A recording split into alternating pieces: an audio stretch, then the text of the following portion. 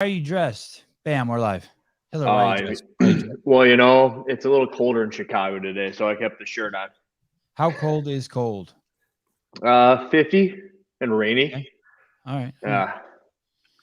How is it by you? I'm barefoot, dude. It's sunny. I was hating CrossFit today because I would rather be at the beach. Sevon is busting out the wristbands for this one. Oh shit. Where are your wristbands? I do need my wristbands. I just got a bunch of new ones. They flew off of you because you're so upset. Nate Dog, I'm sorry to let you down. You're late, Sevon. Integrity. Okay, Schmidgy. It's Smidgy. I was making sure I had coffee. I'm not operating on all cylinders. I've been sleeping a little less watching the Torian Pro. Have you been sleeping less, Hiller? I've been sleeping quite a bit less because unlike you don't edit your videos. You just hop on and sit there for 3 hours at a time. and then just walk away. Yeah, I make the 10-minute video that I got to piece together for 3 hours. Same, but different. When is Sevon going shirtless for a show? I'm tired of only seeing good-looking people's bodies on the show. Well, thank you.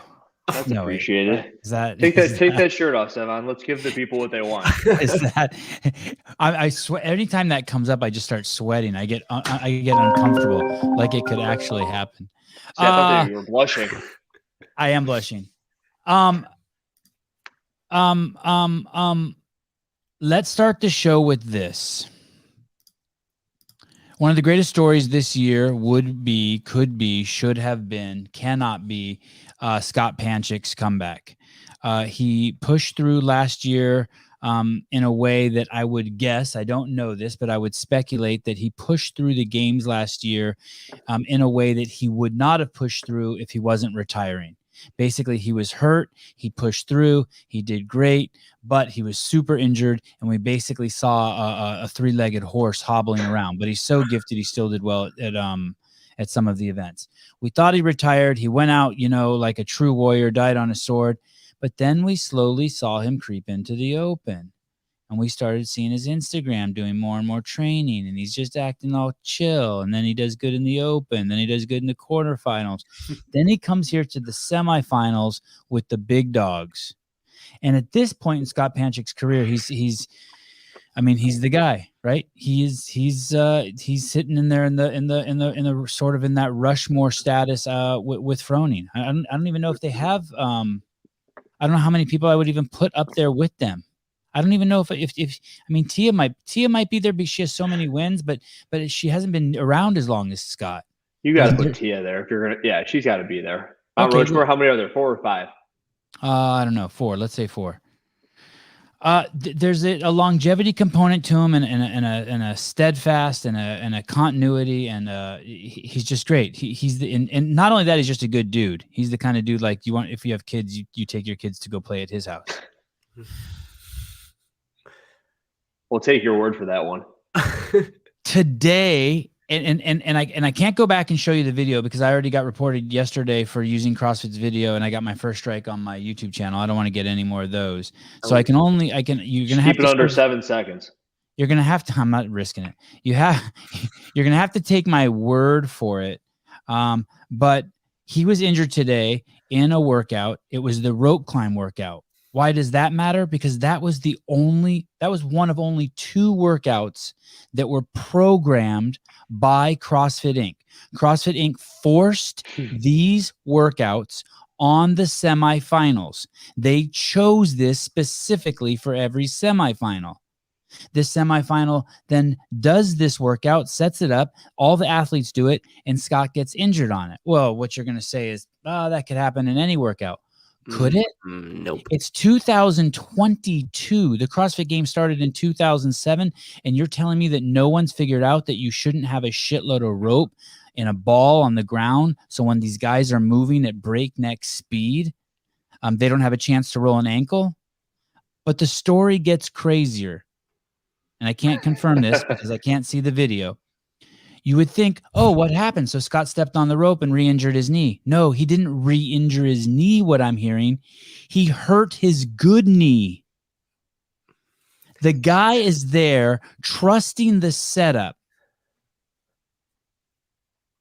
by the mandated workout We've all seen Adrian and Justin and Jonathan Haynes and that girl who follows them around at the event. We know they're there. These are the people who should at least see, hey, we figured that out in 2014 when Elijah Muhammad set the world record. We knew right then that you shouldn't have extra rope on the ground. Everyone's known that. Everyone, any affiliate that's got a rope knows that. Hiller's rubbed off on me. Look at me. You think I can get a job working on his YouTube station? Maybe. You'll know things like keep your clips under 7 seconds so you don't get strikes on your channel. I'd like to offer this up as a major fuck up. You have one of the greatest comeback stories in CrossFit Games history. The guy's doing great, and this happens to him. I mean, it's there's like I have no room for like, oh, but I have none of that. Yeah, especially that. You're saying I should hop off of this and go make a video on it. I'm just tripping. I'm trying to think of what is tantamount to this, like in F1 racing or the NFL, or it's like, what if the sidelines in the NFL there were cars parked on the side and dudes were getting knocked out into moving traffic? Like what? You know what? It's not at the level of F1 racing, but I was playing softball the other night in a league that's been around forever, and there's 2 different pitching mounds, and there's one for like the T-ball and there's one for the softball league, and the commissioner of the league is supposed to go out and get the field ready, put the bases in and whatnot, and the commissioner left the earlier mound out there from the T-ball league, and someone hit a line drive into it. The ball came up and nailed someone right in the nose. And it's like that. So the guy had to like go to the hospital because he was freaking bleeding and whatnot. He got nailed by a softball, and it's because it hit the rubber and it kicked right up into his face, and that's not supposed to be there. And it's like everyone knows it's not supposed to be there, so the guy got in a bunch of trouble and left. Yeah, but it's very similar. Everyone should know that that's not supposed to be there. I don't know how many volunteers there are. I don't know how many judges there are. I don't know how many people there are setting up, but it's in the hundreds. No one could have said anything. No one saw that. Like affiliates don't do that. Good affiliates don't do that. Have 6 feet of rope, have a 21-foot rope on a 15-foot. You got it? Sorry, Susan. I was going to say, you have to first, there's usually a reason why there is leftover rope at the bottom, because then it keeps you from swaying on it. But in this case, and in this event, when you know that the athletes are going to be moving as fast as they are, you know that they're going to be coming down as quick as you would never have that much rope, because it doesn't make sense for the event either. Doesn't matter if they sway. Mike M. Justin Berg doesn't even know Haley is racing against the next heat in event 3. Do you think he's qualified to fix previous high risk event situations? Well, we know he's not qualified now. We know he's not. We know he's not qualified now. Are you trying to say that Dave Castro may have looked into that sort of thing? Don't let the rope sit there on the floor. I don't think it would. I would be willing to bet $1,000 that there wouldn't have been that event in the first place. It was stupid in the first place. Yeah, actually, I can tell you 100% that there wouldn't have been that event. 100%. 100% that there wouldn't have been that event, and if there was, that rope wouldn't have been there. But you know what? I did like that event. We know you did. You're the only one. I did like that event. You and maybe James Sprague, who won it. You guys liked it. It completely fucking unacceptable. Berg spoke over an entire heat and said absolutely nothing. I know, and the stuff that he did, I was listening to him talking. The stuff that he was saying about his about Haley, he was saying some stuff about Haley Adams, and I'm like, you don't even know that. Like you're just up there just like spooing. It's just talking points. You don't even know that. You didn't talk to her about that. Is it like that show, like the campaign quote that I tried to tell you about that you didn't understand? He just talks in circles. Oh, you sent it to me? Abstractly. No, I brought it up on a show once. I don't think you understood. So I don't know why I'm bringing it. I don't know why I'm bringing it up. Thank you. Carry on. I tell you that Justin's dumb, and you're like, oh, you mean how like you're dumb? Thank you. Did you talk to Scott? Is this how you know all these things? No, you got your moles. No, I did not speak to him. I don't think it would be CF fault. It's on Syndicate. I don't know whose fault it is, but I know the workout was mandated by CrossFit, and I know that the games team was on hand. The 3 top dogs and the girl were there on hand. I know that. And they took out one of the Mount Rushmores. And yes, yeah. Thank you. And I know that if Dave would have been there, he'd have said something to someone. Actually, he wouldn't have said someone to someone. He'd have told someone to say something to someone. He would have come out with a hacksaw and taken off the bottom of those ropes before the event Maybe. started. Well, I don't know who sets up Syndicate, but Dave would probably just go straight to Bill Henniger. Bill, actually, I can't even imagine that Bill would actually let that happen, to be honest. Berg was bragging about Bosman on site. Well, did you hear that? What was he saying? I have no idea. That's what it just says in the quote down here. Thomas Owens, fill it in. Let's hear it. Drew Borchers. It's on Syndicate. They ignored Scott when he brought up the long rope. So you're saying Scott brought it up even before he went? Oh. Hey, you can't have this rope here. I guess you're not the only one with moles at the event. I literally thought Andrew Hiller had bats on that white sweatshirt until I looked closer and saw. Yeah, these are bats. Saw it was dildos. Yeah, there's little dildos. Anyway, I will say this. I did see Scott sitting in the stands, and it did look like his eyes were red. Yeah, and I don't think he smokes the chronic. Yeah, that just sucks. To go out in those terms, like for as long as he's been around, this like epic comeback where he just kind of slid in there, and then just to have it just end like that, it's just like, fuck. I agree. Devastating. Well, I thought that he was also contending. He was going to qualify by the looks of it. It's not like he was just out there. He was also like doing real well. Right. He was crushing it.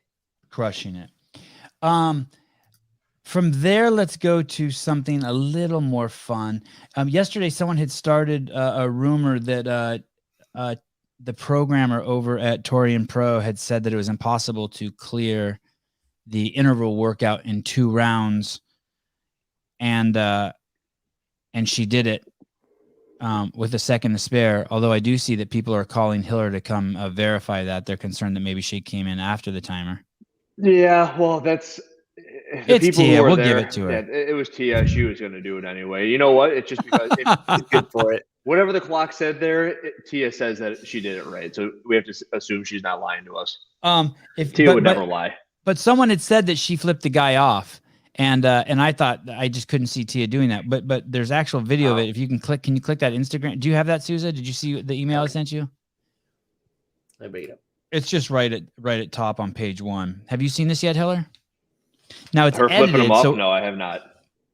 It's edited, excuse me. So we don't know how legit it is. But I'll buy it, and it's cute. I'm actually I'm impressed with Tia actually. It's her way of giving him a nod, like, hey, thanks for the challenge.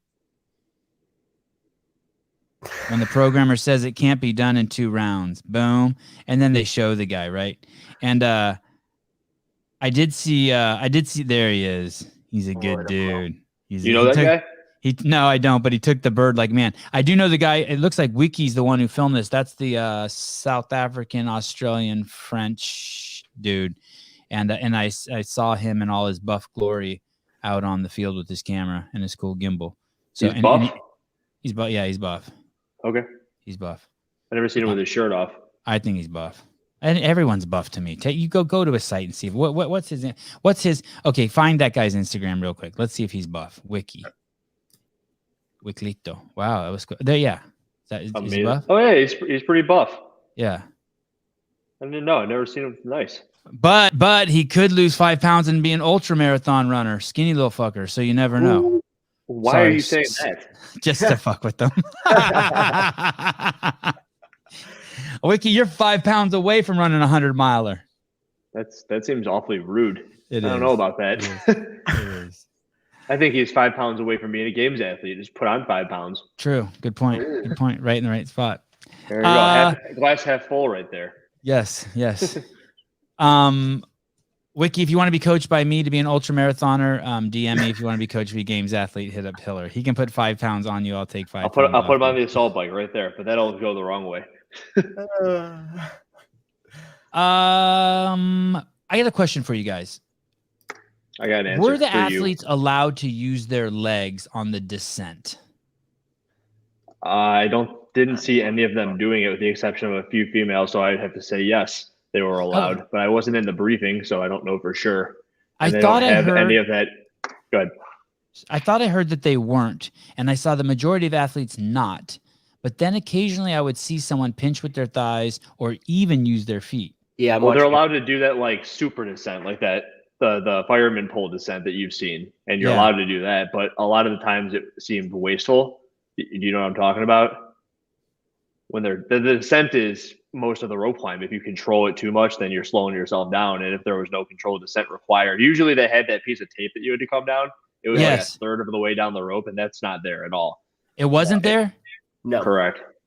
And they're using some of them are using their feet like straight up clamping and then sliding down on it and different variations of it. And some of them aren't using their legs at all. So I think it was allowed. In the booth, Tom and Shawnee had Adrian Bosman in the booth, and when they asked Adrian why he chose that workout or something along those lines, Adrian said it was because he wanted a short, punchy, and aggressive workout, and that fit the bill. Short. So that's what we get, huh? That's our feedback as the intent of the workout. We want short and punchy. I like it. What's wrong with it? What do you want?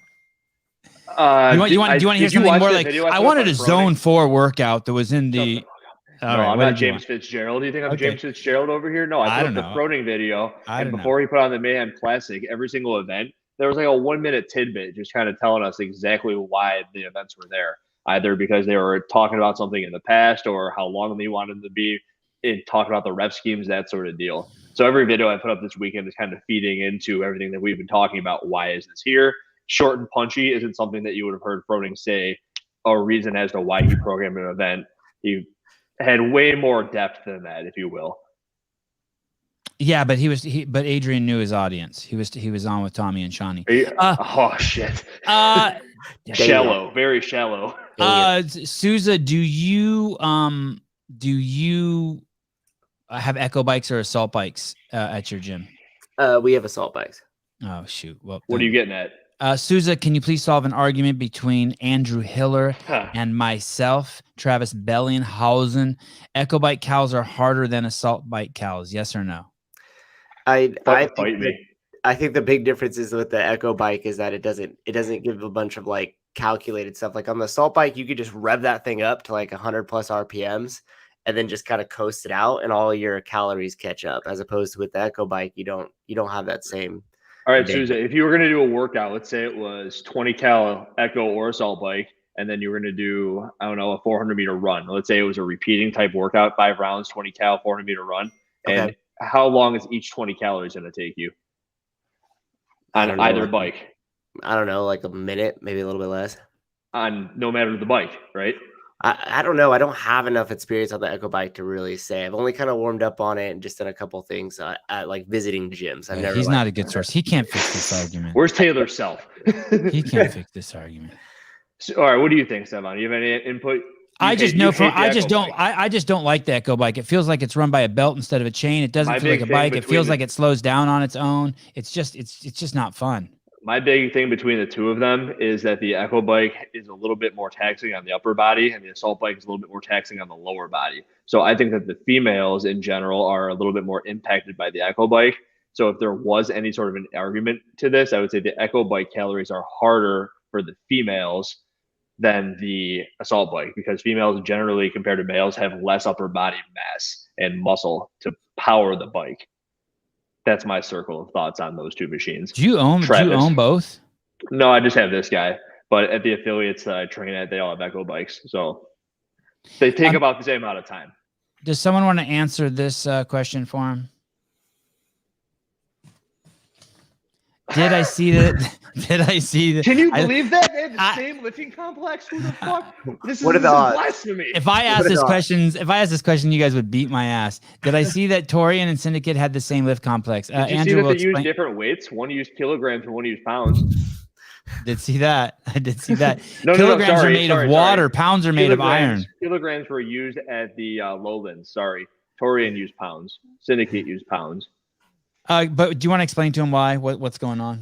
Those are the ones that were given to us by CrossFit.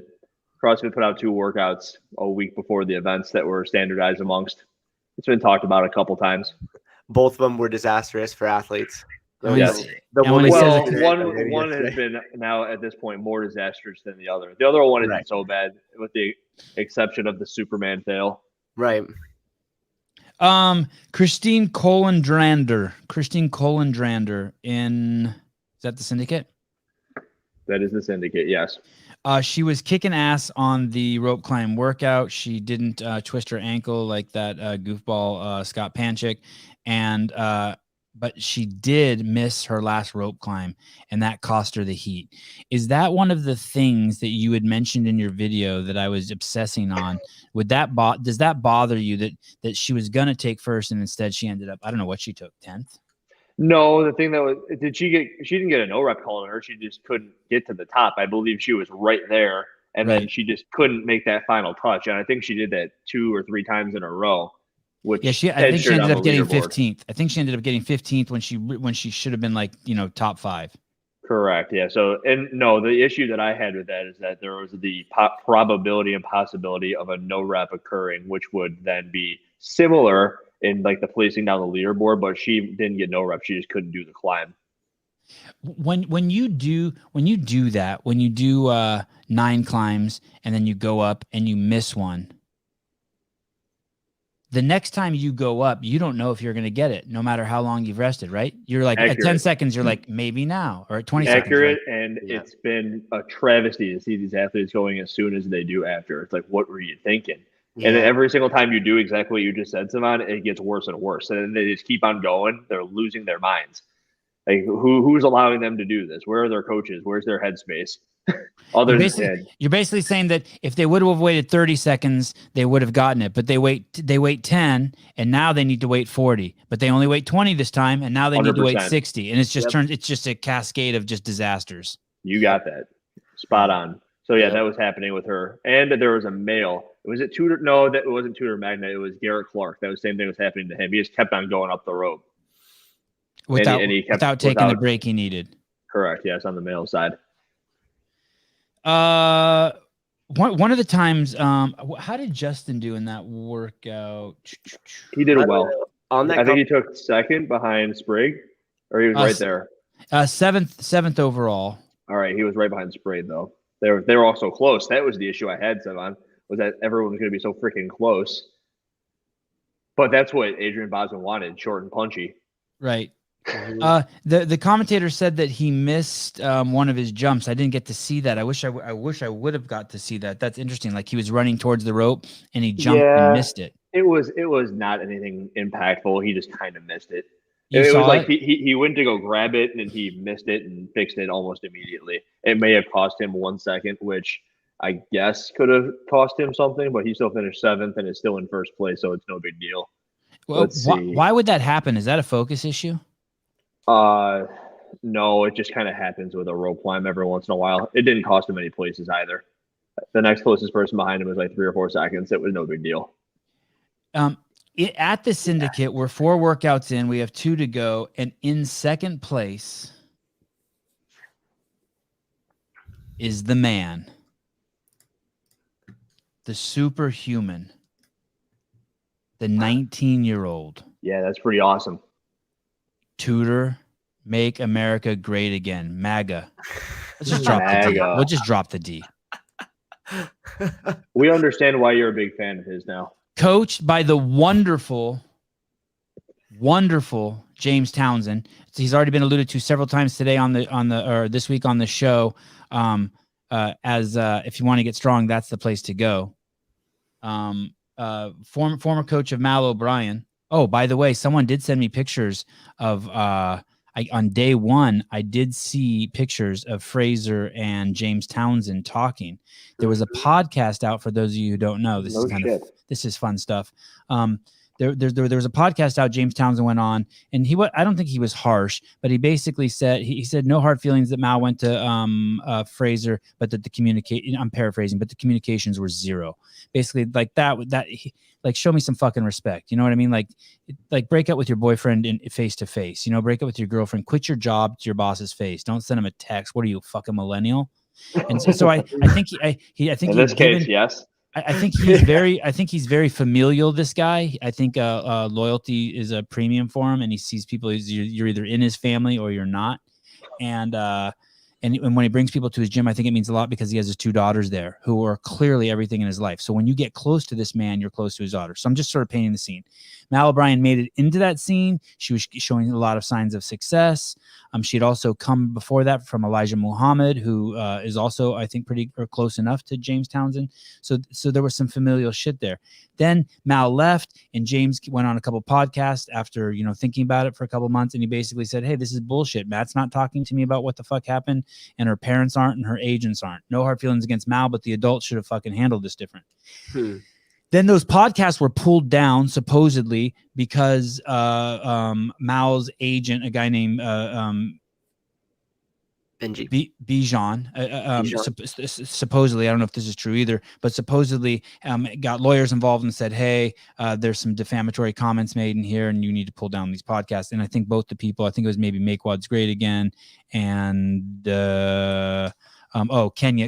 Kenya Clark's podcast. I can't remember the name of it. And they both pulled down the podcast. The black and white one? Yes, the black and white one, yeah. So then I think also in there, James Townsend said that he'd been trying to contact Mr. Matt Fraser, and Matt was not responding to any of the contacts. So when I saw this, it's basically someone sent me a handful of pictures and a little bit of video that showed, oh, yeah, okay, so someone's saying Mal's the godmother to James's kids. That could be. It was a big room. It looked like it was either the warm-up room, I don't know, but it was massive. It looked like it was a 10,000 square foot gym. They were in it. There was no one else in it. And in the corner in the back, kind of like hiding, you could see James Townsend standing like this, just all cocked diesel and shit. You know what I mean? Just upright, arms crossed. Power stance. Power stance. Sure. Head kind of down, eyes up, like the kind of stance you stand in, like if you're ready to get punched in the jaw. And Matt was just chilling, like leaned up against the trash can. So so from there, I would just speculate that they ran into each other the second they got there. That was like some sort of warm up room. And James seems like the kind of guy's like, hey, we're gonna have a man to man. Yeah. And probably Matt didn't. Knowing Matt, he didn't want to deal with that shit. But maybe Matt will go in the morning. Maybe Matt will go on the Morning Chalk Up podcast, and we'll find all about it tomorrow. Yeah, I don't think that's going to be brought up on the Morning Chalk Up podcast. I'm speculating. I have faith in the Khaleesi. You are. I have faith in the Khaleesi. Hey, pull up that picture. You want to see it? This is an entire. I heard a rumor. Exclusive. I heard a rumor that there was a picture, and I don't believe there was a picture. It's only available on the newsletter. You gotta go sign up for. Okay. Yes. I'll put it in the newsletter. If you want the real TMZ, you gotta sign up for the newsletter. And when you said James was looking down on him, was that a hit? Not down on him. James doesn't look that tall. Well, you said he was doing one of these. Well, no, he had his head down, but he had his eyes up. You know what I mean? Like one of these, like the way fighters fight. Like he was a bull ready to attack. He's like, okay. Keep your chin down. Yeah. Hey, don't ruin my story. Here's the fucking truth. Story. Here's the truth. They were fucking holding hands singing Ring Around the Posy. Fuck. Okay. I forgot we were talking Elite Fitness. That's a good story. Oh my goodness. Holding hands. Anyway, the good news is that they made up and now they're taking turns training Mal. James gets her on the weekends and Fraser gets her Monday through Friday. Are you describing the terms of a divorce now? What's going on here? They pick her up at daycare. Oh, okay. Where are we? I lost track. Where the fuck are we? So Magda Tudor. So this cat gets trained by James Townsend. He's now in second place. I was getting poo-pooed upon, I think, by Hiller and Taylor and the other experts. Possibly. And I know it's still early. There's 2 workouts left, but this dude, I'm jumping on this bandwagon. This dude fucks. Yeah. Yeah.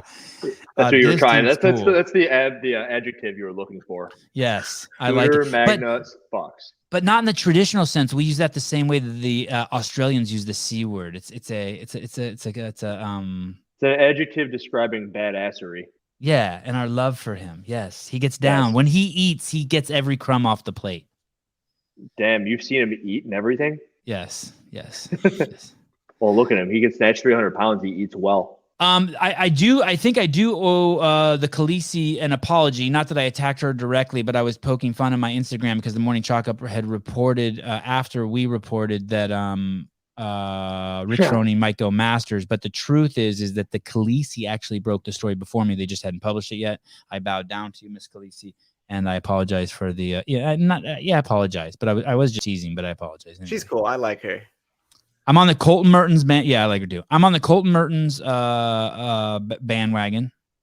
Tudor, Colton, Daniel Brandon. Is that about it? Yeah, no more. No, I'm on the Travis Mayer. I'm the president of the Travis Mayer. You know, you don't talk about him that much anymore. I thought you were off the bandwagon. No, I'm on the bandwagon. Playing hard to get for a little bit. Understood. He's okay. So what do you want to talk about, Tudor, other than the fact that he's defying logic and Taylor Self-Anized expectations? He took third. He took he took sixth place in the in the rope climb workout, and dove across the finish line. That's all I have in my notes. And then he finished third on that long ass chipper. That's something that you see with a lot of the younger athletes. Do you see that? Souza? Do you see that where a lot of the younger athletes tend to do better on the longer ones that require a lot of repetitions that aren't awfully heavy? This is something I've seen for a long time, actually. Even at the affiliate coaching athletes, you would see if there wasn't some sort of a limiter, that being a weight. And in this case with Tudor, I don't think it would have mattered. But if there is like a workout with a bunch of wall balls, GHD sit-ups, and some handstand walking, you would often see the younger athletes kind of come out and beat up on the 28 to 32-year-old athletes that were kind of the same caliber, where those other athletes may succeed if there was something in their way that would be heavier. Yeah, what do you think that is? What do I think that is? Yeah. I think that very similar to watching someone like Savant's kids run around for hours and hours on end, that they can do it, and you don't really see many people in their 30s or 40s doing it. I think that there's some sort of a shift in the spectrum where they have a lot more energy to be doing stuff like the 20 to 30-minute workouts. And that's just like some sort of idiotic ass around way of saying that they're probably better at it for some sort of biological reasons. Yeah, it's a little bit more energy. But then if we had James Fitzgerald, he'd have a good reason for it. Someone should tell Roldan Goldbaum your theory. He's 22, took 27th and got capped. Yeah, he just started CrossFit though, so next year you'll see him come out. But Scott fits your theory. He's 34 and he took 29th. There we go. I don't know why that would have been. I hear the knees don't hold up well the older you get. Poor the Scott. knees in the back. That was a joke. No one laughed. Come on, that was a joke. It's a good joke. Kettlebells in the lowland. In all seriousness, why do that? Sorry, kettlebells in the what? In the lowlands. Why? It's not kettlebells. Kilograms, kgs in the lowland. Why do that? Sevan, we talked about this earlier. Why do they have pounds in Australia? Yeah, that seems weirder to me. But don't you want to just have consistency in the sport? Yeah, but okay. Geez, you're rehashing the same topic, but with a different sort of background. All right, fine. No, it's okay. We'll talk about it. So, because what do you think? Let's vote. Who thinks that we should all use, like, if the sport is whatever they use at the games, they should use everywhere. Is what I'm saying. I have one for you. So, what if they move the games to Europe? Still pounds. Still pounds. Yep. Okay. Okay. I thought that maybe just because it was in California and now it's in Madison, that just like what you have in the United States are pounds. Okay, how about this? How about we switch everything to kilograms? I'm open to that too. I'm open to I'm totally open to what you're throwing down now, which is to standardize the weights. Yes, I don't. Yeah. Think thank you. Yeah. There totally should not have been kilograms at Lowlands and pounds at Torian. We're okay. It was just interesting because nobody knew what was going on. Caleb, cut that clip and let's print that. He said I was right at 33:31 of the show, and let's move on. Is Caleb here? It has. I'm fine. No, I'm fine. I'm fine using kg. I really am. I just this mixing it. There's athletes who've said the dumbest fucking shit, and I don't want to mention them because I like them. Can you name the shit they mentioned? Yeah, I'll tell you the shit. They've been 10 years in the sport, and they're still like, "Oh, I didn't know what was on the bar because I only do kg." It's like, dude. Yeah, that's idiotic. I can't imagine. Oh, dude, okay. You were a games champion. You're unfucking me one comment at a time. There you go. Stay with Rogue. We use pounds. Switch to Lico. Use kilos. I agree with that. What? Well, Lico's like usually just weightlifting, right? Like it's just Olympic weightlifting. They sell just really. Lico's that like $1,000 barbell. Yeah, they were like the powerhouse of the Olympics. You had an Alico guy on, didn't you, Sevan? I don't know, but I've been to their headquarters. I filmed a sectional there. I got a tour of the plant. They have the nicest barbells. Made a dozen videos for CrossFit Inc. Only a dozen? Switching to metrics is super far down on the government's list, just above fixing inflation. Meaning that it'll happen at some point, and then we'll all be broke. Right. The best story of the day that I heard today was a guy DM me and a picture of a Rogue shirt that was completely sweaty, and he said that after Rich won event 4, he gave me his shirt. Oh, he was wearing it? Rich was. I know that was weird, right? No. The guy who sent you the picture. The guy who sent you the picture was wearing the no. It was actually so wet and sweaty. It was on a chair. Yeah, he was wringing it out onto his face. Actually, is what he sent there. I mean, I'm just making sure because that's what I would have done. He's gonna jar it up and use it during one of his workouts. Yeah. Like the Looney Tunes, Mike's Secret stuff. What region was Fabian in? Fabian Benito, wasn't he Lowlands? That's where Brian is. It's Fabian. Okay. It's really too bad JR and those guys aren't here. I think they would like this part. So when you guys were saying the popping of the bar, I didn't quite understand it because I was like, hey, there's nothing wrong with popping the bar. You get to the top, you clean it, and it pops, right? But what you guys were saying is after it pops, you don't let it land back on the shoulders. You actually bring it back down. Yes. Okay. So Fabian got no rep for that. Did you see that on the bar complex? I did not. I did not catch that. I would love to pull up the video for you, but we can't actually do real media and journalism because I don't want to get fucked in the ass because in 5 years, this podcast is going to be bigger than all of CrossFit Inc. Was it because that he didn't? I may buy CrossFit and throw it in the trash like this. Isn't that what the current people are doing? they bought CrossFit and threw it in the trash. Shit. Shit. No, I think what ended up happening, right, is he didn't reach full extension. And then so as he he actually does reach full extension. As the bar pops off his shoulders, or he has control and then he drives it off.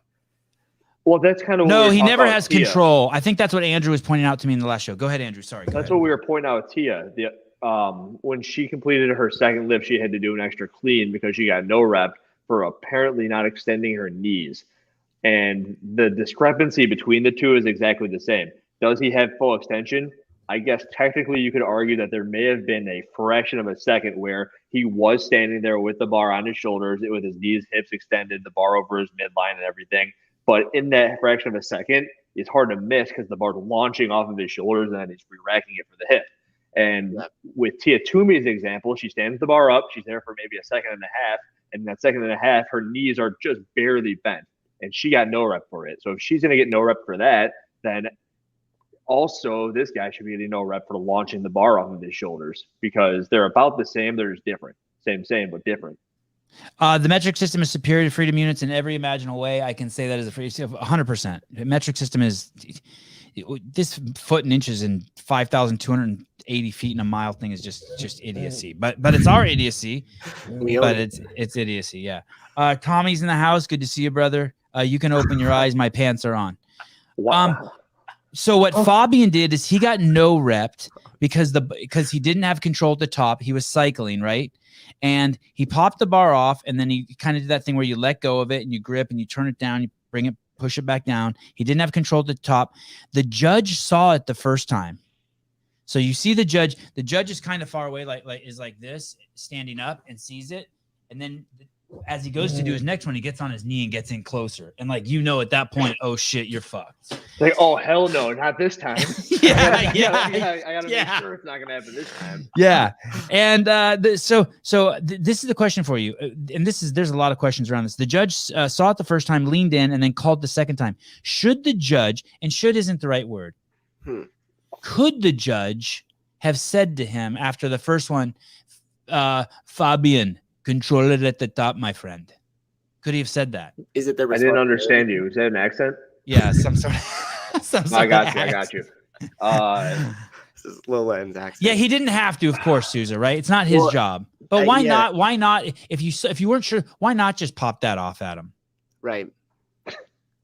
The issue becomes that it's unfair. If you were to walk into any affiliate over the course of the planet and watch some people cycling some cleans, as they're warming up, and to an extent they were still warming up when these things were being launched off their shoulders the way that we're talking about, it's what happens. And is anyone getting no rep in a gym for it? No. Is it training? And if you were to walk up to somebody in their gym and say, hey, make sure you control the bar of your shoulders, you'd be told to fuck off for the most part. And that's the issue with all of this, is that I'm calling out people for the no rep deal. There are certain people who are super strict and be like, you didn't complete your clean because you weren't standing there with the bar on your shoulders.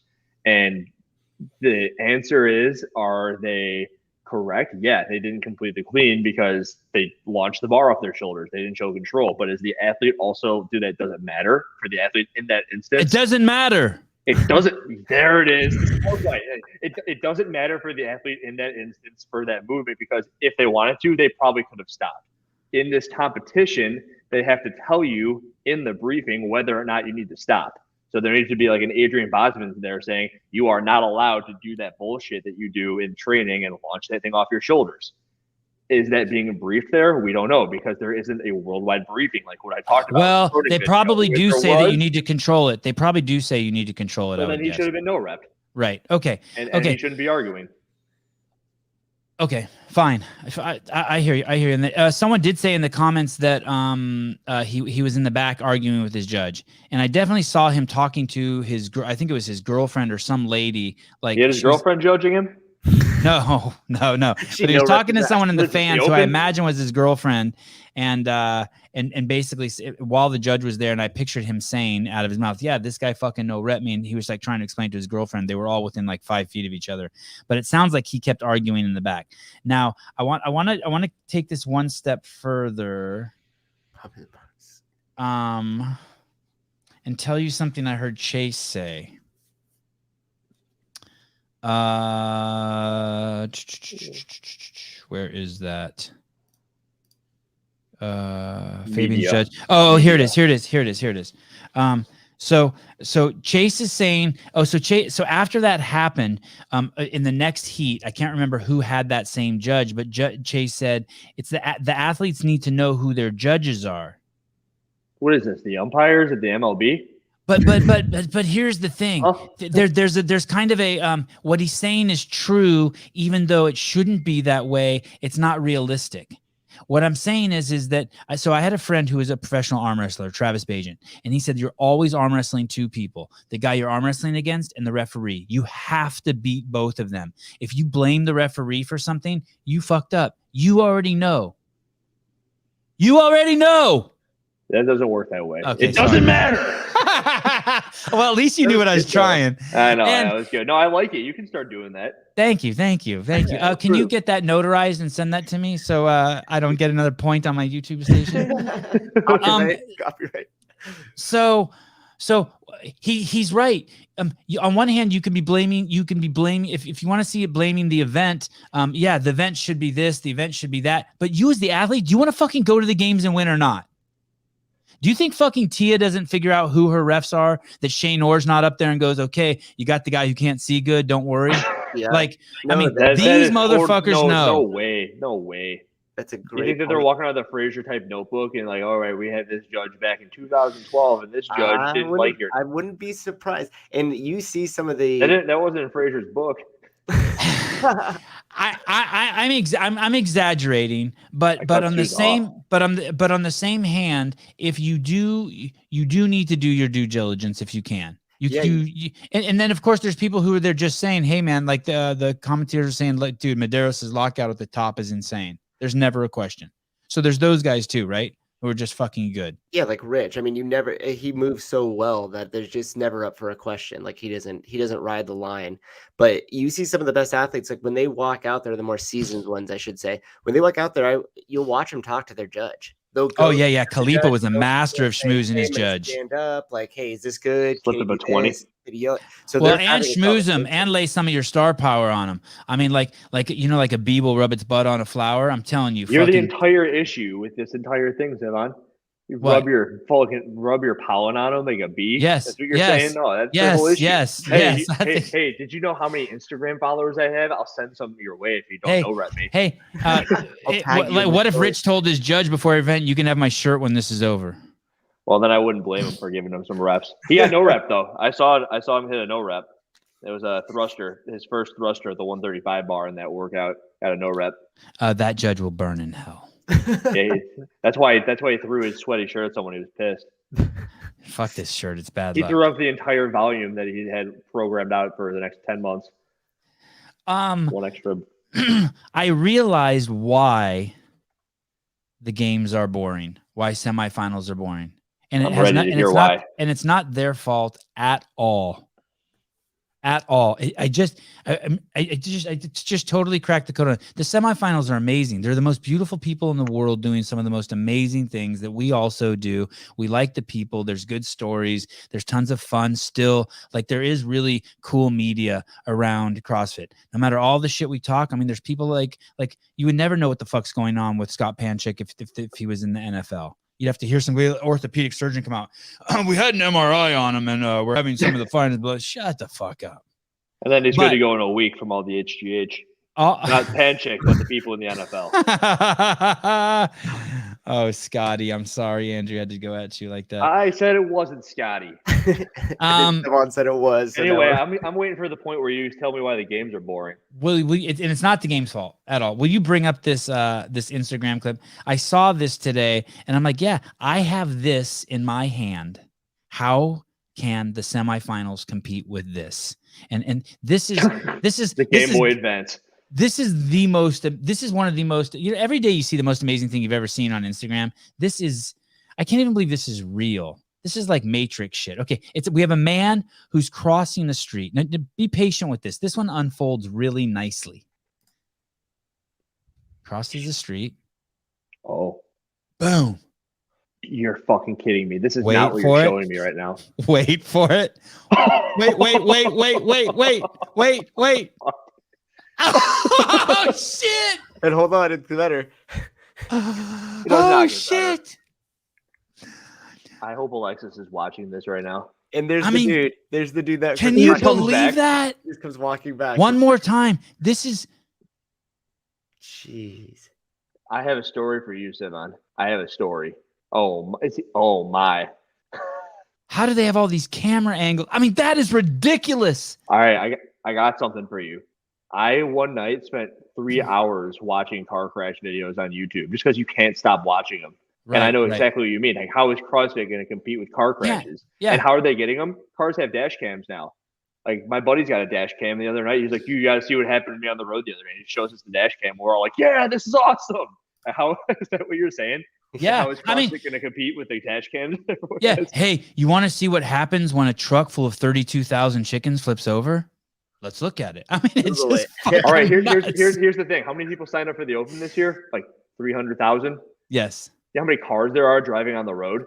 Right. With people with cell phones, there's so many more opportunities to catch something way cooler. Like today, you saw Sprig edge out Jason Hopper on that 20-minute workout. That happens once a weekend, and those only happen 3 weekends out of the year. Yeah, and that's one of the best moments. Every single time you get into a car, there's a chance that something like that happens. Mm-hmm. Chickens flipping over on the highway, like you said. That's a good video. I've never seen that one, and I've seen a lot. We'll pull it up on our next show. Yeah, and another thing that I think that they're really missing out on, Wad Zombie just said it right there, was that there's no behind the scenes, because that was the biggest thing. Was you got to know those athletes. Like I felt like I've been to Rich's house several times, when you did the day in the life videos and those type of things that came, like you were in their house, you saw, his relationship with his parents and everything else. So when you were watching about the competition floor, it was like watching your buddy. So you're a little bit more connected with them. You have that relationship. And now that that's gone and all these new athletes are coming in and we don't know much about them, it is harder to stay focused with it because you just don't have the relationship built with them. And I can't keep just fucking interviewing them all. Yes, you can. No, I can't. And I'm sorry. Like someone's gonna be like, God, you're so fucking arrogant. There's 10 other people out there interviewing. I say, well, fine, then I'm arrogant. But I can't interview but their them all. interviews fucking suck. I know. They're so bad. I know. I know. Anyone here right now watching this, they're so bad because I talked about this. It's like, oh, what did you eat for breakfast this morning? And then what's your dog's name? Oh, isn't it a great dog? It's like, all right, come on. Like we've heard this 10 times. The dog's name is Red. Nice dog. Look, you brought your dog into the and show then you ask him some serious questions, like things that people want to hear about, and you get in trouble. It's stupid. If you're not getting in trouble, stupid that you get in trouble. If you're not getting in trouble, you're not doing your job. I think for Fabian Benito, it didn't matter in the end. He came second in the event, and on the lift, he got the no rep. He still had a lower weight than first place, I believe. Yeah, he got second. Great. Take away all the drama from my story. Thank you, whoever the fuck that was who ruined that story. Did you see Lazar Djukic scream when his brother missed the lift, the first 132? Did you by any chance see that? I saw him scream when he hit the lift. Yeah, he hit 136, and then his brother missed 132, and it was like do you have any? Are you an older brother? Or either of you an older brother? I am. And do you have a special relationship with your younger brother, or do you remember being when you were younger, like having like a special like bond? I have a younger sister.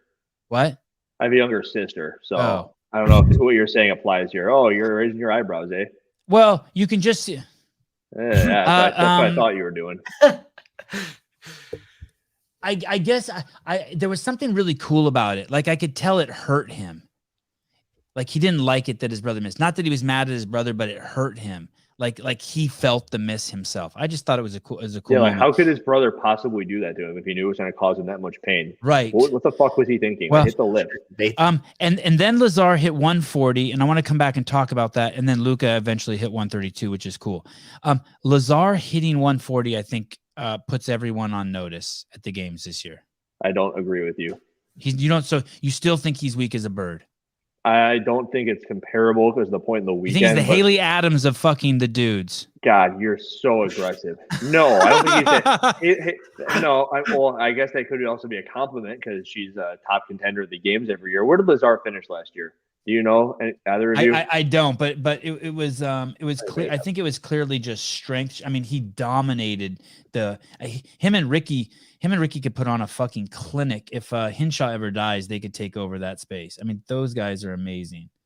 Are you looking up where he finished last year? Yeah, and I'm getting an error has occurred. Please refresh the page on the game site. Here, let me show you. I went back. That happens all the time. To pull up the old leaderboard, and boom. Are you getting it? He finished. Yeah, I got it. Okay. He finished 9th. Yep, 9th. I was going to say 10th, so I would have been close. And his worst finish was. That's what Alan said. 140 is only 308, and that would have not been so hot over at the Syndicate. We're at 308 placement at Syndicate. All right, now I'm clicking around. I'm clicking around too. Let me get back over there. I went over to the games. That was a mistake. Who do I think I am? Oh, they haven't even done. Wait, yes, they have. It's the first workout. That's the difference. It was the first workout of the weekend, so it's not really the same type, but it would have been 17th. 5th place. 5th. Shut up. You're wrong. It's 17th. Oh, okay. Oh, you're right. You're right. Yes. You are so right. Maybe you throw on, maybe he hits 315 if it were the first workout. Maybe we don't even actually know that because it was idiotic that CrossFit said you could put the workout wherever you want to put the workout. What is wrong with them? Like, why would you have a standardized workout and then say you could do 1,000 wall balls and then go do that? Yeah, And when I mean wall balls, I mean the 27, 21, 59 thruster with the dumbbells, which somebody in the comments earlier brought up the elbow lockouts on the dumbbells, and it was not good. Like they were all soft for the most part, with the exception of like the top athletes. Like Laura Horvath looked pretty good, and BKG looked pretty good. But for the most part, it's just a hard movement to lock out. Like the dumbbell. Which movement? What are you talking about? I lost you. Which movement? The dumbbell thrusters at the lowlands. It was the 27, 21, 59 with the interval work. I think we talked about that earlier today. Yes. But do you know what I'm talking about? Like, it appears as if there is room for extension on the lockout, and it's very similar to the knee bend with Tia Toomey and the Fabian, like launching the bar over his shoulders. There's room for more.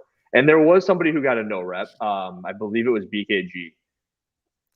Got called on a no rep, and he just keeps on moving, and that's all you have to do. And when he got called on the no rep, he did more, which is exactly what you were talking about earlier with the arm wrestling guy, Travis Bajent. Like, play to the judge. He was trying to, and then the judge told him to do more, so he did more. But the thing is, all the other judges weren't telling everybody else to do more. So all of a sudden, BKG and every single rep is doing more, and nobody else is doing more. And then all of a sudden, the fitness competition's all fucked up. Hey, I bet you when someone no reps Noah Olson, he goes, "I love you."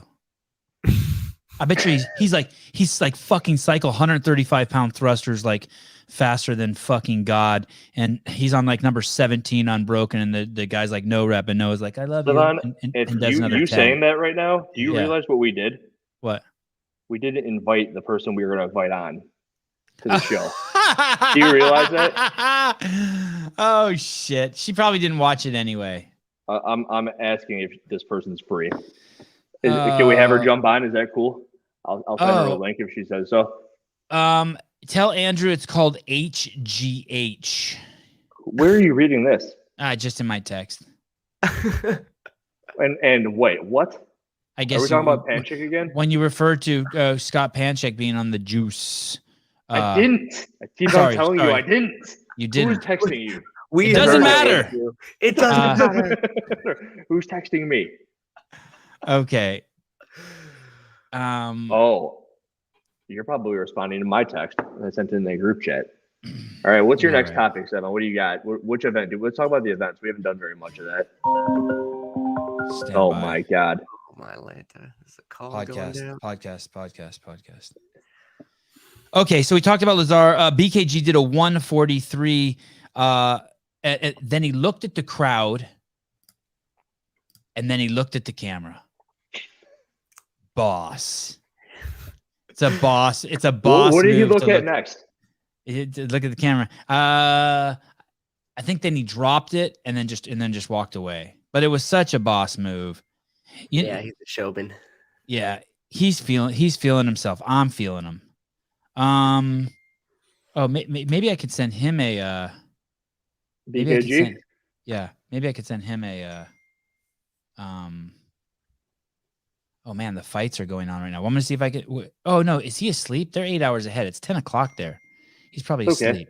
Sounds like he's doing anything important. Send him a link. Just send him a link anyway. He's got nothing going on tomorrow. No. Let's see. Oh yeah. Oh, he just texted me. He just texted me 14 minutes ago. What did it say? HGH. Want to say hi? He just gets a random text that says that. No pressure. I have some Viagra. Okay. That's what he texted you. Right. All the way from over I'm coming to your room. Barry Hooper. Sevon, is there any news about the no rep from Judge on James Sprague for stepping out of the lane before the finish with Hopper? Wow. And that's the first I'm hearing it. Have you guys heard anything about that? No. I saw that there were, I didn't notice it in real time, but I was in the comment section and people were talking about how the judge had no repped him, and then I had to jump on this really quick. I try to get into the show before you guys do, but I wish you could pull it up because I know exactly what he's talking about, because they finished like neck and neck, and apparently the judge no repped him, and then he ran to the finish line, and then it's just a wash. Like they completely disregarded it. Whatever. But so you're saying he handstand walked across the last yellow line, but didn't finish it, and then the judge no repped. What do you mean didn't finish it? Like he didn't clearly cross the yellow line. Oh shit! Is there any clarification on this? I gotta go look at it. Yeah, go look at it, and I'll bring up the next subject. That's a great question, Barry. Your YouTube channel's no good anymore, apparently. Yeah, thank you. Thank you for bringing that up. Hiller will inspect that in real time. All we ask is for a small donation of $1,000. Thank you. Yeah, I fixed that. Bjorgman also said that the crowd was amazing, and I have here he meant it. Like he said it and he meant it. He said the crowd was amazing, got him fired up. He basically said it was fucking insane in there. Oh shit. No, Tommy. You have your own show. No. All right, there was no rep by the judge. His hand exited the lane after the yellow line. So he crossed the yellow line, and it looks like his pinky. Maybe you can't really tell from the camera view, but I would have to say that he's all good to go because he crossed the yellow line and his hand's in play. So that's no big deal. Well, because the way that I read it and the way that this was making me think about it was the judge no-repped him, so he would have had to have then gone and redone the entire 40 feet section because it had to be a 40-foot unbroken section. Correct? Yes. And he was in the lane for the whole 40 feet, and then you can't tell where his pinky is. So, like, where's the camera? So if the pinky was like this out of the lane, then I guess he would have had a no-rep. But from our point of view, you can't tell. And the judge is the final call on the floor. He stepped out of the lane. But Barry, how could he step out of the lane if he was a handstand walk? Damn. Now we have some problems with our vernacular. Semantic vernacular. Someone send the Khaleesi the link to the podcast. She's my new. I want to have her on. I want to invite her on. I need to invite her on. I'm just scared. Here's the thing. I'm 95% sure she'll say no. Which is like, I think that about everyone. But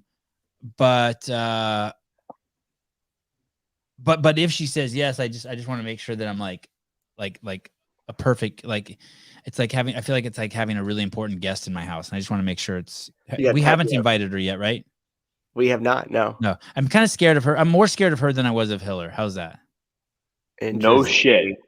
This is offensive. I'm going to leave the show. I'm going to do something and I'm going to make you afraid again. So I like that Bjorkman loved the crowd at the Lowlands. That makes me happy. That gives me warm and fuzzies. Taylor commented that he liked Chase's commentary, which I thought was fucking hilarious, because then CrossFit wrote back in the comments. So Chase wrote that in the chat on the side during the Lowlands. He said, I really like the commentary Chase is doing. And then CrossFit responded back, thank you, or something. Yeah, they're like, right? we agree, or something like that. We agree, yes. Yeah. But I want to tell Chase, Taylor, you need to write back to them. Why didn't they like your commentary? Because they fucking hated Taylor's commentary yesterday, because that's why they fucking pulled it down off my YouTube station, right? That's what it was? No, I'm joking. But the irony, it's not even a pay-per-view event. At first I was like, hey, I totally get it. I stole their shit. They want to pull it down. I get it. But the fact that they had a choice when it got reported that they could have said, leave it up and just make money off of it, or pull it down, charge them with copyright. They chose the copyright to ding me. But I was thinking in hindsight, that's kind of a dick move, because it is. You and I would never do that to anyone, right? I mean, No, we're not owned by more eyeballs. It's by more venture eyeballs. capitalists. Yes.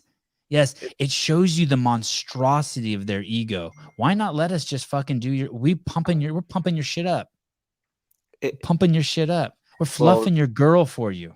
Yeah, clearly they don't know what the hell's going on about. I mean, maybe we could just ask who's in charge. We'll just call up the CEO and oh wait, that's right. There is no CEO. There is no leader.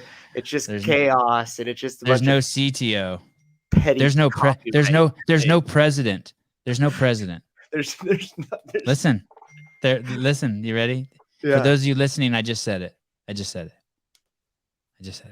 no president.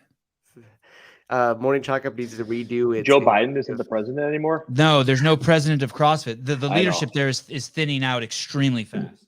Yeah. Who's left? What's left? You mean like where are you going? The original I7. So we've got Adrian Bosman and we've got Justin Berg left over, right? That's it?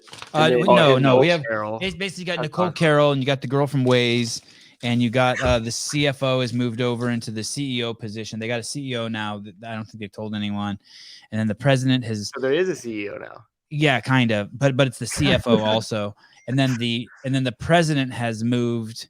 The president is actually moved into another position. Did you say the CFO is now the CEO?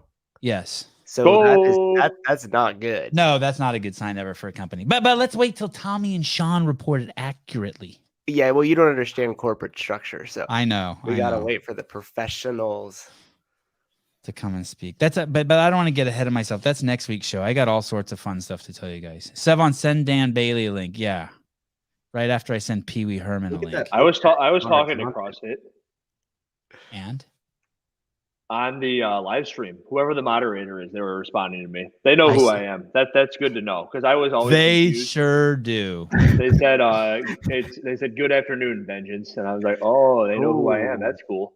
Ooh. They know what I'm doing too. But that's the first I've ever heard of them.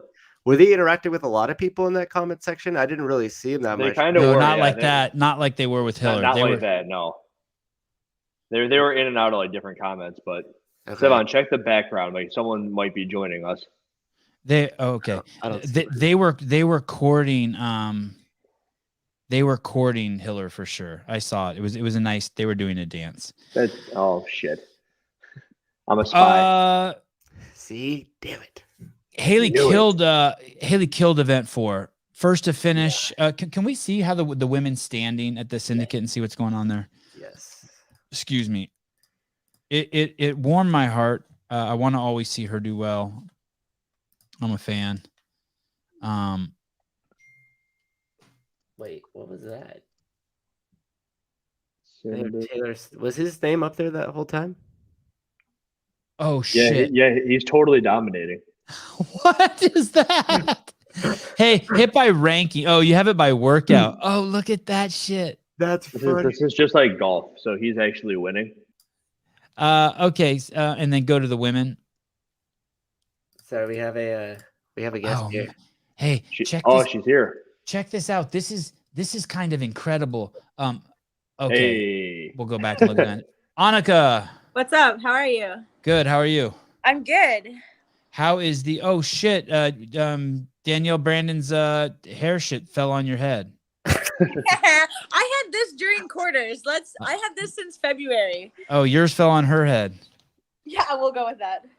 That's the way that works, you know. Did you have a chance to watch any of the semifinals? I have seen bits and pieces. It's been on at the gym, so like I know who has done well and what, but I haven't watched like the full start to finish. And when you say the gym, where are you? I'm at Peak 360 right now. I'm in Miami. That's Guido Trinidad's gym? Yes, sir. And what are you doing there? Aren't you Canadian? I am. Yes, very much so. I was just I needed to go train with some people, and I've still been trying to find somewhere where I can train full time. And I really liked it there when I went before Waza. And I don't know, me and Cooper were just kind of talking. I was like, yo, what about Miami? So I just kind of came back, and I love it here. So we're just chilling. And how long you been there? What's the date today? It's 21st. I've been here 6 days, maybe, and I'm here until the 26th. Where's next? I'm actually Are you on like a trip? Yeah, I'm going from here straight to New York to Long Island to see Christian Harris, like his like Move Fast Lift Heavy team. Because one of my agents, like Deb, like owns the Move Fast Lift Heavy gym, and I love them. So I want to see them before they go to semis. Because I don't think I'll be able to see them before the games and stuff. So, and then they'll all part ways again. So yeah, we'll go hang out for a couple of days, and then I'll go back to the Great White North for a bit. But what about since you're down there, why not check out where Emma Carey and James Sprague Naples. They're in Naples with Brute. Yeah. Brute, Matt Torres camp. Yeah, isn't that Correct. easy? Just drive across Florida? Yeah, it's in Naples. I went there after Wadapalooza because I got COVID, so I got stuck in Florida for like 10 extra days.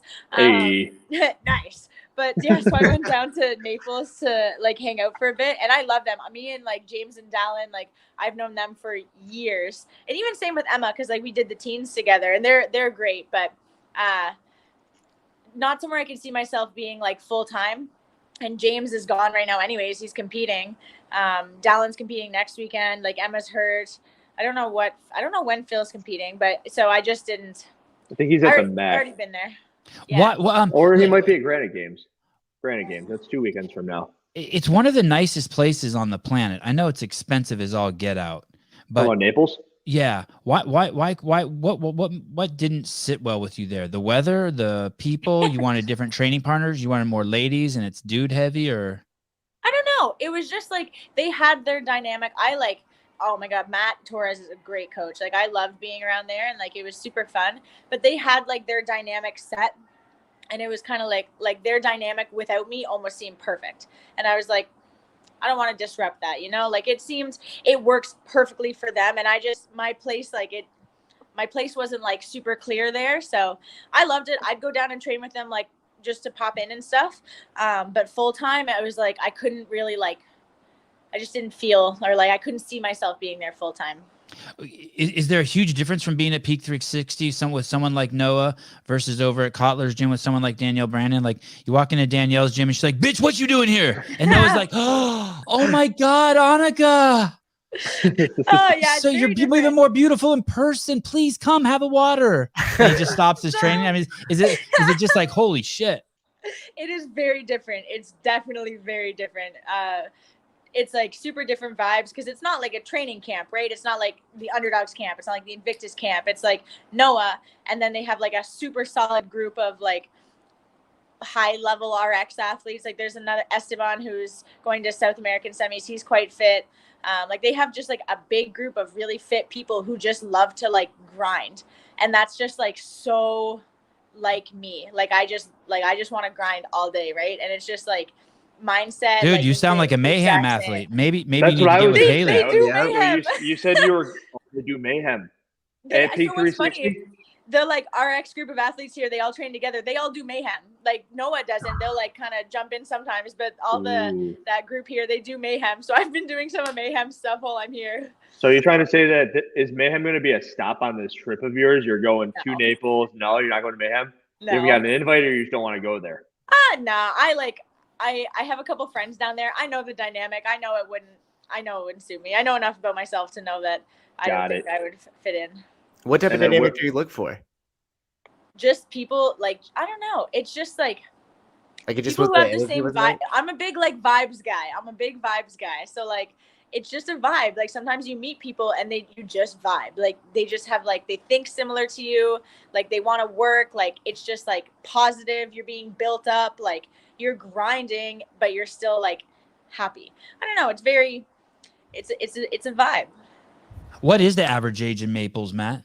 85.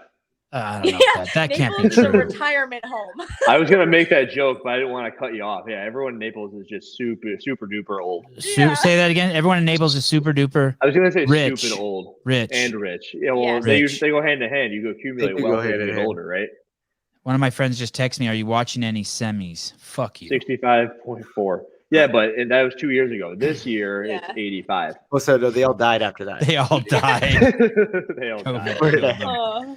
I noticed in the chipper today, Justin Medeiros does GHDs with his eyes closed. Is this normal? I would fucking throw up if I did that. Yes, that is so normal. It is normal. I do them with my eyes closed. I do most of everything with my eyes closed. I bike with my eyes closed. This is the next adaptive division. Wow. You ride the Assault and the Echo with your eyes closed? Yeah. Shut the fuck up. And why? Why do you do that? I don't want to see how slow I'm going now. It helps. That's good. So I actually, this is funny. When my ponytail sometimes will fall in front of my eyes, and this is how I discovered I liked not being able to see, because it's like, I sometimes when I'm like hurting so bad, it's like sensory overload almost. Like I don't want to be able to see here. Like I'm hurting so bad that I don't want to be able to see anymore. I'm just like, just shut it out. You're kind of like Daredevil in a sense then, because you can't see, the other senses are heightened. You just become you're becoming a superhero. All right, Daredevil. Annika Greer, Daredevil. Nice to meet you. I'm Batman. How are you? Do you know when you work out so hard that your head tingles? Yeah. That's the beta alanine. Right before that happens, there's this point where like I can't when I'm working out, it's funny you say that, sensory overload, I can't have any mute, like if I'm wearing headphones or the music's on in the room, it has to be turned off. All of a sudden everything becomes crazy loud to me. I'm getting just overwhelmed. You get that too, Souza? Yeah, like right after I finish a workout, one of the first things I do is usually just go down and turn down the music.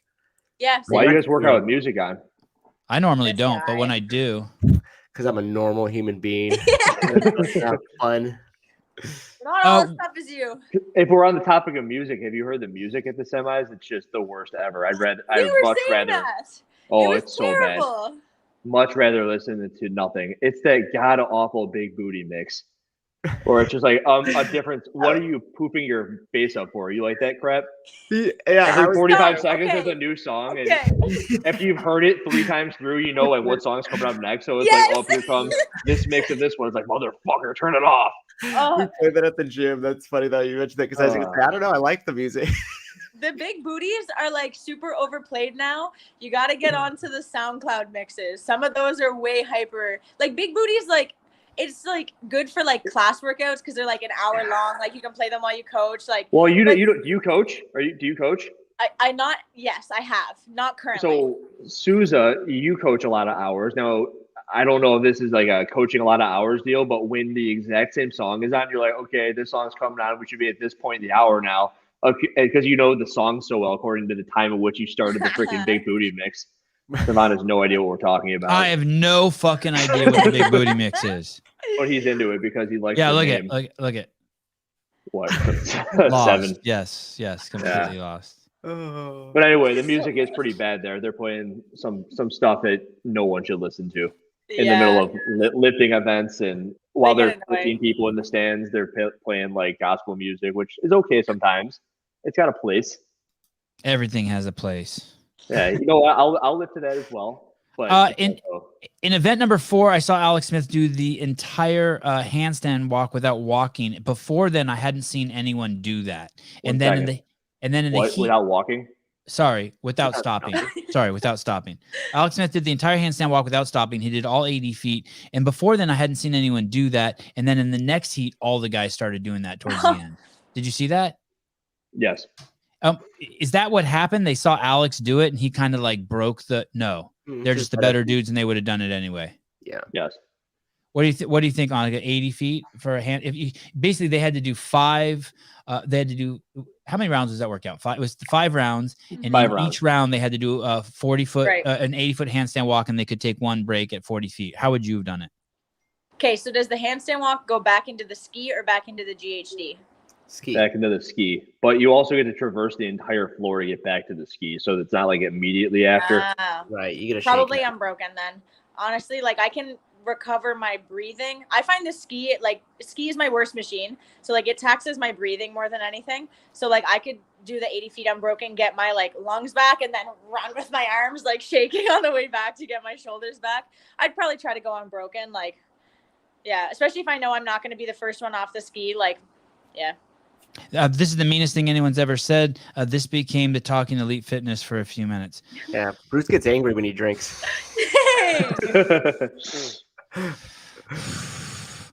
Savon is dreaming about homeless doing meth on his couch. Thank you. What was Sarah thinking?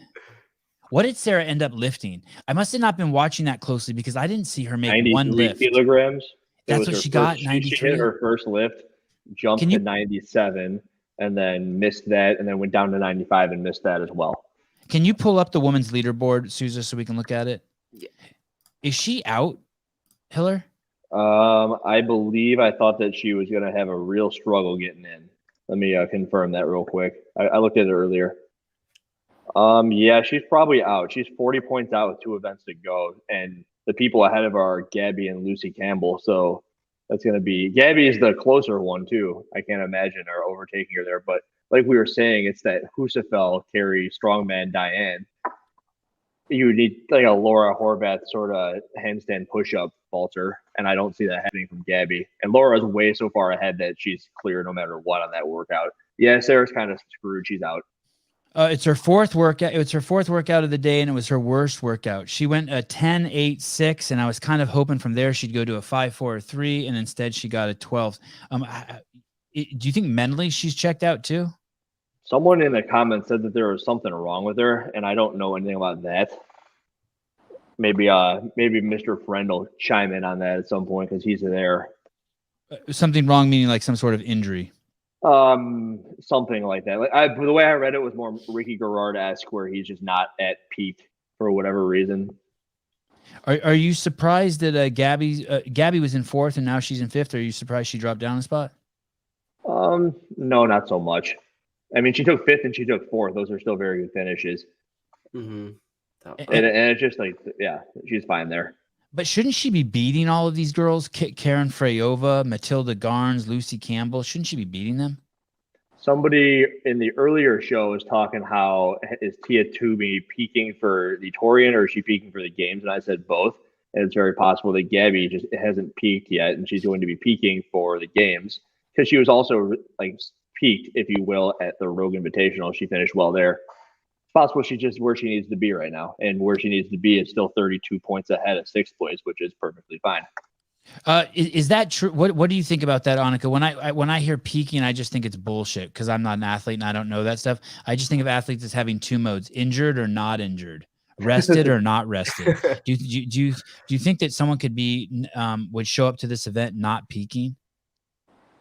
I think they could show up tired.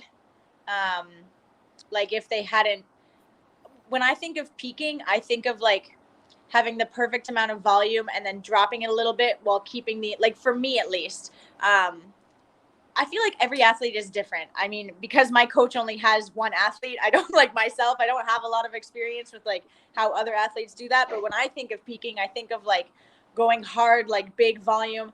And then like a week before you drop the volume, but you keep the intensity. So you still feel like that, like go pressure, like that competition kind of vibes, but you don't have the volume. So you're like, you have fire under the hood. You know what I mean? Like you want to go, like you're not tired. So I guess like maybe if she didn't drop, the volume wasn't like, I don't know, like if she came in tired, if her knee, like I honestly, there could be so many different things, like mentally, even if she didn't, there's a lot of different options there. I like the way you described that. Rested enough so that you feel like you want to go, like you're not going, like you're not going. Sorry, go ahead, Andrew. Aren't you the master of talking about things that could possibly be going wrong with people at times of competition? It's like very unique to CrossFit in particular, where there are times of the year where things could certainly not be going properly, and it could be. Or if you're a woman, it's fucking monthly. That's kind of what I was alluding to. You brought that up on a podcast, got you in trouble once. And yeah, I'm not I used to be employed. I used to be employed. You used to be employed until you started talking about crap like that. Way to go. Way to ruin it for all. Normalize these things, Andrew. Now you're talking to me on a podcast. But no, like it could happen with anybody. We could talk about like someone in the comments said their shoulders banged up, or Annika's talking about the just being tired. It's a real thing with some people, and they have to compete on this weekend. And maybe she'll be better in another weekend, or maybe she won't. Who knows? It's just very unique to the sport of fitness. Do you think anyone came into this weekend and didn't taper? Do you think anyone just like came here and was like, okay, they did just a normal training week, just right up to it? Yeah, Panchik. Would you like to chime in? Like, who the fuck is that guy? Let's ask Annika, what do you think about that? So do you know what happened to him? No, I saw Noah, like literally right before he left the gym, Noah was like, man, Scott withdrew. I was like, oh, like I have no idea what happened. He's kicking ass. What we can put together is this. He's kicking ass. He's doing great. He's going to go to the games. Everything seems like it's on point. He may even have his best performance ever. And he's doing the rope climb workout. And on the descent, he lands on some of the excess rope that's on the ground. And he pops his good knee. He damages his good knee, not even his bad knee, and he had to withdraw. When you go to competitions, do you expect there not to be rope on the ground where you're competing? Like, do you expect the rope to be short, like a foot off the ground, 6 inches off the ground? On a workout that fast, where people are literally letting go, I think it would be smart.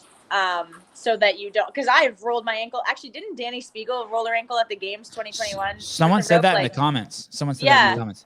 Like, she did somewhere. I mean, like, you could also roll your ankle from dropping too high and just landing weird. Like, you can roll your ankle coming down off a box if you're me. Like there's so many ways you can do that, but that would definitely eliminate one of the factors, is getting rid of that off the bottom. I honestly probably wouldn't have thought about it until someone did that. But I mean, that could definitely, that would remove a hazard. It's also what Susan was saying earlier, where like if you do have it hanging off the ground, all of a sudden it's a different movement. Like it makes the rope climb that is legless more challenging when it's hanging off the ground like that. I didn't buy that shit for a second. You bought that shit? And also the thing I wanted to relay this into the second you get up off of this chair that we're all sitting in, you're putting yourself at risk. And if you're in a competition, you're risking and I guess I'm just fighting savants that they totally fucked up. It was all CrossFit's fault. Love. Remember you were talking about that. Well, you try to limit the risks, right? And you should try to limit the risk. Yes, you could limit obvious risks. You're not going to save somebody from running down the thing and rolling their ankle. But if you have excess rope and a fast rope climb where you know people are going to be dropping down and then turning and running, you would limit that risk, especially because they've done the event before. It's not their first time doing it. Gary, not nice, buddy. Scott said dropping off of anything is a liability. I had a buddy once who came down off of the top bunk on a bunk bed and tore his ACL. So like it was just like he puts his feet over the end and just hops off and pop. You could hear like pop. Oh, Oh no. You don't let the Formula One race cars drive on the track and just warn them about a pothole around turn number 3.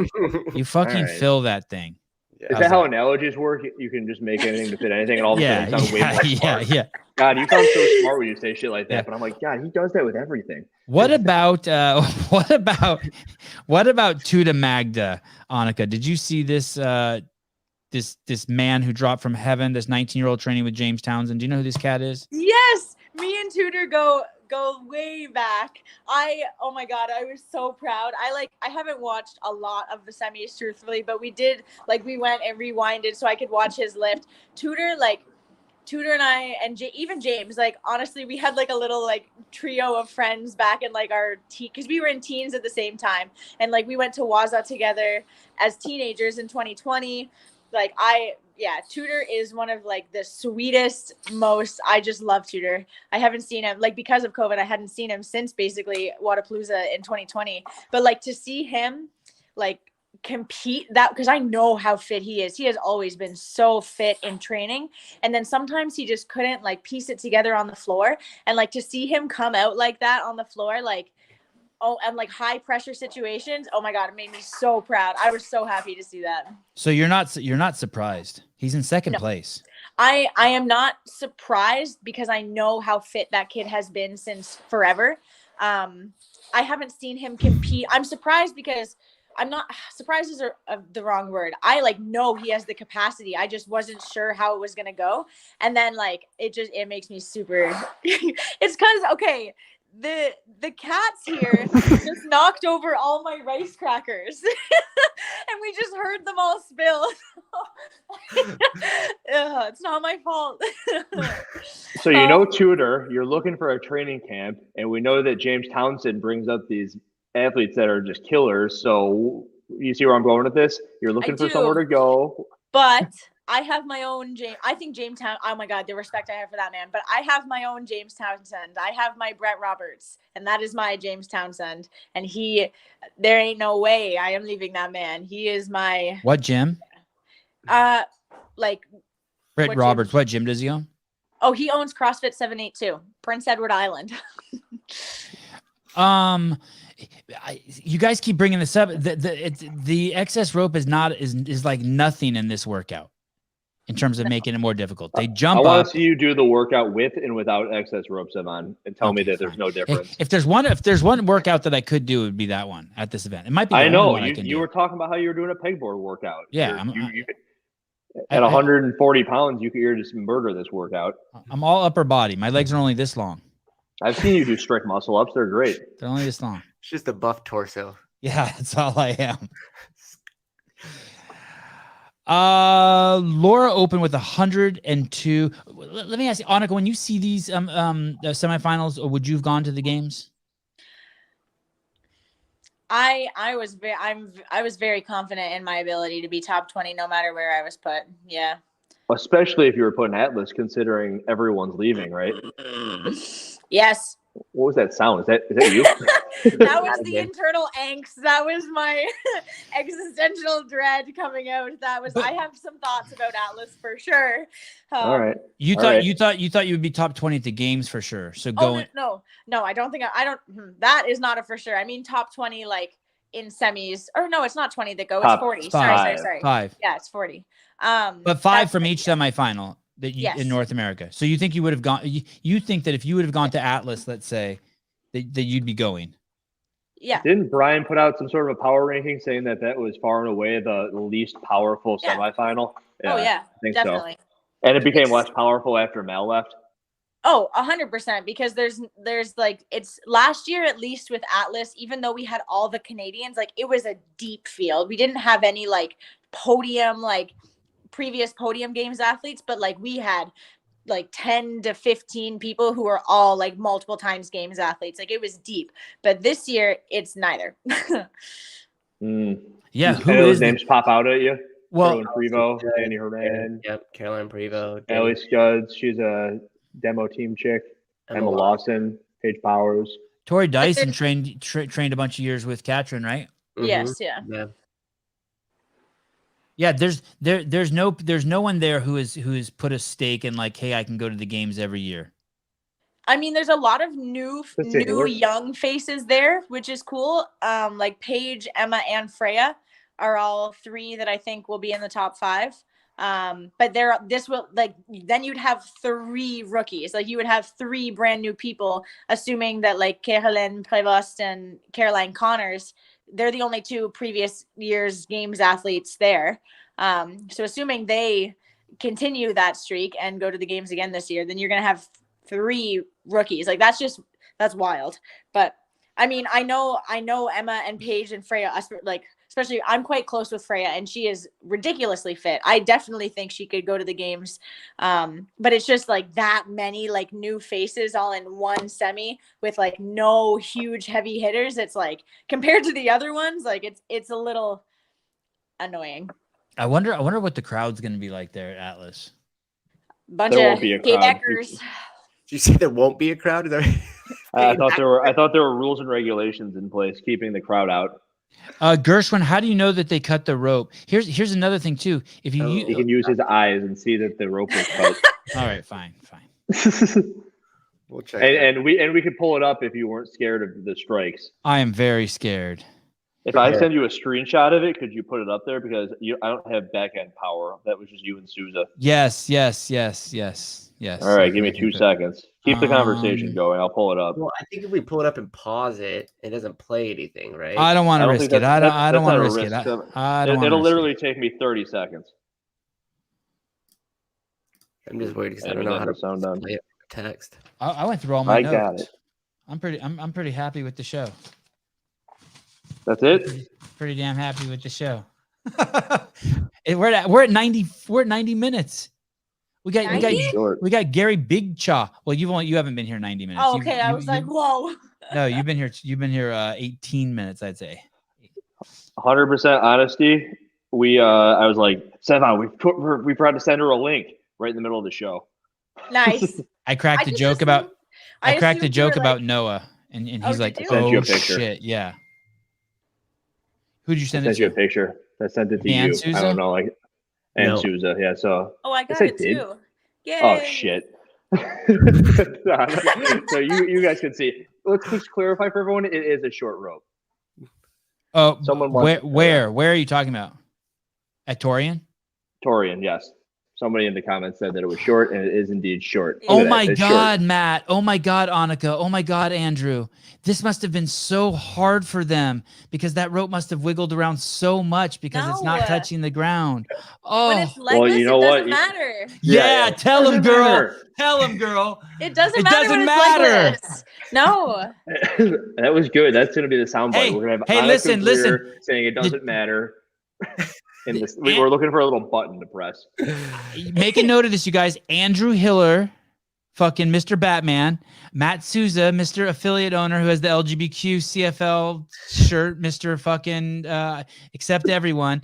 They were fucking pounding me, saying that the length of the rope mattered in terms of the difficulty. Now we have the highest caliber athlete in a bozo like me that's just a torso, a talking torso. We talking elite torsos. We fucking dispute them, and I'm gonna say we won. Hold on. I wasn't saying it because it made it easier. I was saying that usually you have the excess rope so it doesn't sway around. Okay, fuck it. We're all right and Hiller's wrong then. Because you said why would affiliate owners it's a bad gym if it has the rope? And I was saying, well, I got 10 of them hanging from my ceiling right now, and they have like 3 feet of coil underneath it. Oh, here's what I'm going to say. The top time at Syndicate is quicker, and they have 3 of them that are quicker than the top time over at Torian. And is it because they're better athletes, or is it because the rope was longer? It's a great question. And you're in court, you're winning the argument, but in here amongst our peers, you're losing. I do want to say something. Souza said something funny. He has 10 of these ropes, and he has 3 feet of it resting on the ground. That means Souza has 30 feet of fucking rope on his gym floor. Oh, sounds like white privilege to me. My goodness. My goodness. all that excess rope sitting around. Yeah. Also, there were 4 females under 4 minutes at Syndicate, and there was only 1 female under 4 minutes at Torian, and that was Tia Toomey. Interesting. And did she have the fastest time out of all of them? Oh, yeah. Because you know what? Shut the fuck up. It doesn't matter. It doesn't matter. Oh, I feel like that's also athlete dependent, because I was looking at the Torian weights versus the Syndicate weights, and like 205 was like, I don't know, 8th or something, or like 215 was like 8th at Torian. I don't know, that's not right probably, but it was like top 10. And then like that same weight over at Syndicate was like almost last. So it was like the weaker people get hurt a lot less at Torian versus like Syndicate has some strong ladies there. Like they have a strong, powerful field. What would you have hit on that complex, Annika? Do you know? I probably Can you speculate? Yes, I can speculate, because I would have loved to test it yesterday, but the day before where is my camera? The day before I left for Florida, I jammed my thumb. This is backwards and I don't know how to move my hand. There we go. I jammed my thumb between 2 kettlebells and I like really messed it up. So it's like bad. black.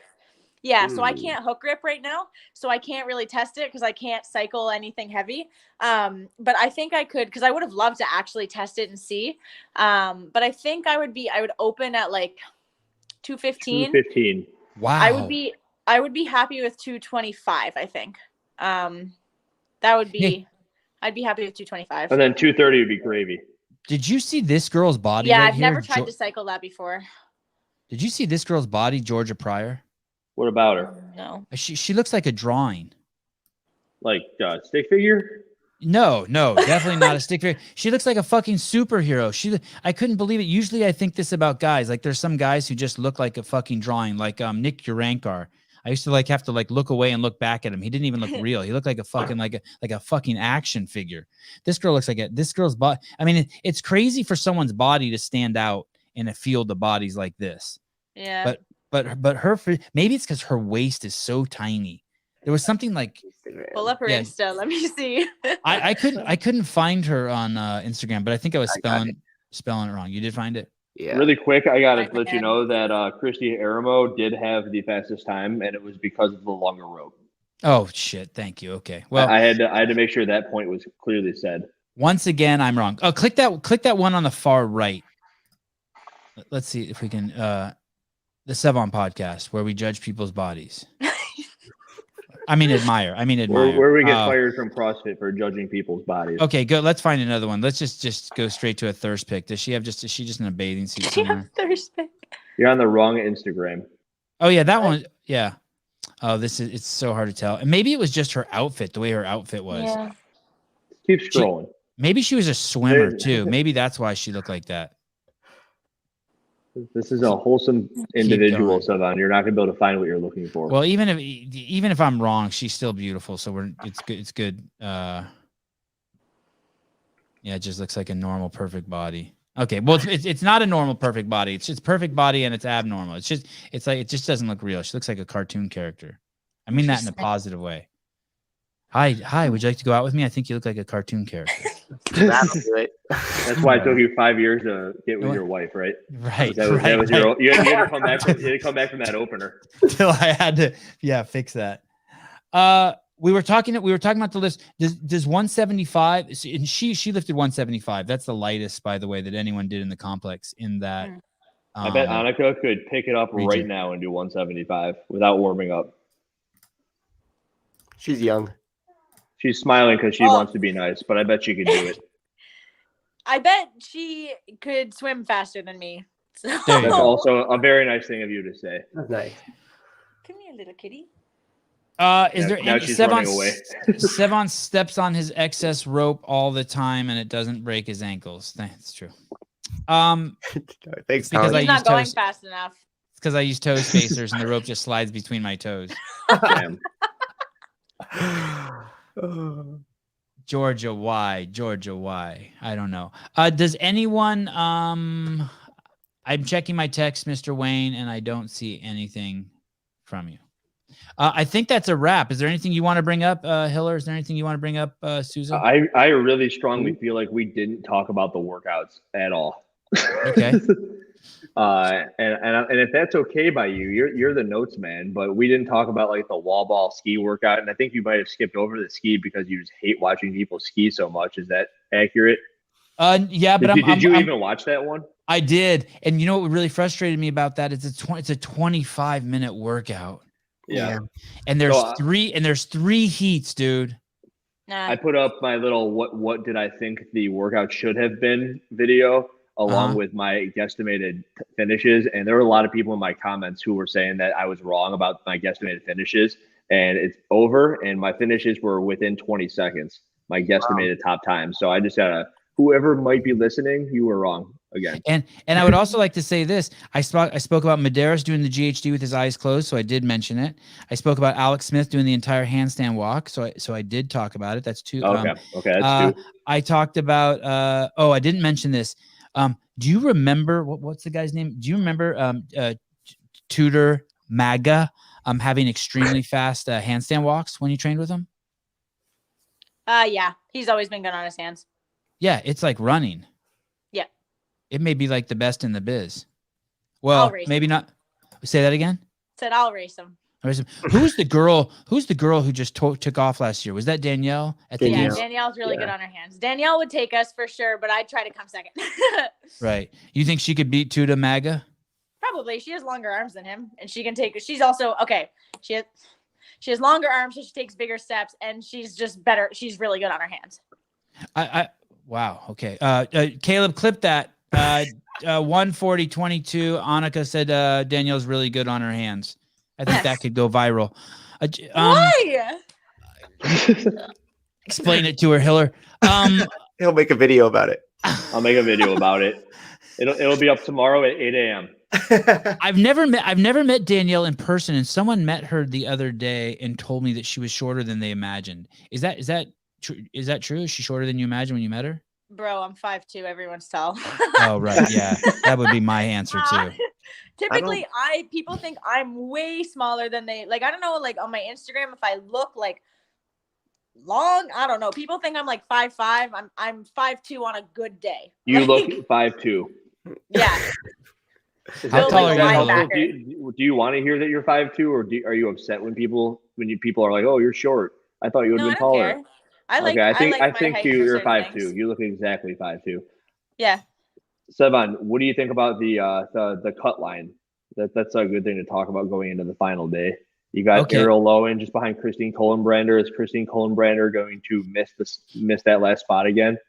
And then also Christy O'Connell is right there. You're looking at the women at the Syndicate with 2 workouts left.